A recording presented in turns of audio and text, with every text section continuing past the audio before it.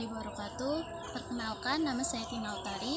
Saya merupakan salah satu mahasiswi DIN Pekalongan yang mengambil jurusan Ilmu Al-Quran dan Tafsir. Nah, dalam kali ini saya akan membahas mengenai toleransi antar umat beragama. Kalau berbicara mengenai toleransi, apa sih yang terlintas di pikiran kalian?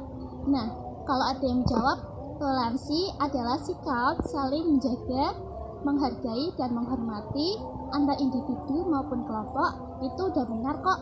Tapi bagaimana sih sejarah awalnya Islam? Nah, kalau sejarah awalnya Islam itu sebenarnya ditandai oleh Perjanjian Hudaybiyah yang merupakan inisiatif dari Nabi Muhammad SAW. Nah, Perjanjian Hudaybiyah itu apa sih?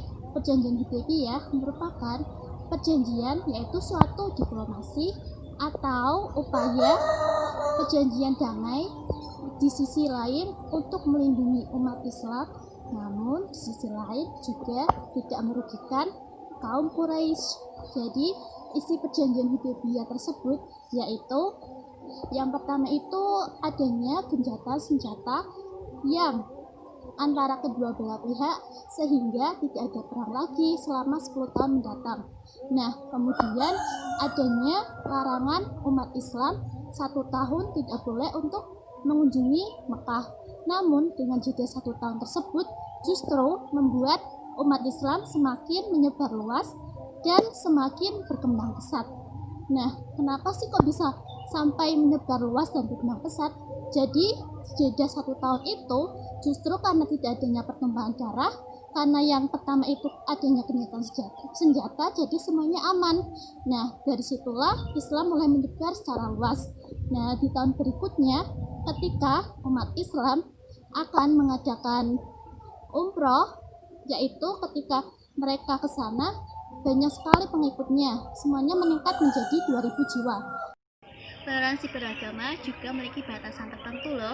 Jadi batasan toleransi agama itu ketika umat Islam menghormati agama lain, yaitu Kristen, Hindu, Buddha ataupun agama lainnya, sebatas karena mereka merupakan makhluk ciptaan Allah yang wajib dikasihi dan dipenuhi hak-haknya, bukan menyangkut mengenai bidang akidah ataupun bukan juga melebur keyakinannya. Begitupun dalam Al-Quran tidak ada paksaan untuk memeluk agama Islam seperti yang tertuang dalam Quran surat Al-Baqarah ayat ke-256 yang berbunyi Bismillahirrahmanirrahim, la ikraha fid-din, qad tabayyana ar-rusydu minal ghayy. Islam telah memberikan banyak bukti yang sangat banyak dan penjelasan yang terang benderang dan membuktikan mana yang benar dan mana yang salah. Maka oleh sebab itu kita tidak perlu ngoyo memaksakan orang lain untuk mengikuti agama Islam, bahkan mengolok-olokkan agama mereka atau menjelekkan agama mereka ataupun kitab mereka. Kita hanya perlu dengan tindakan kita, ucapan kita menjelaskan bahwa Islam itu indah dan damai. Mari kita sama-sama saling belajar untuk membuka ruang diskusi sebagai wadah untuk berbagi ilmu.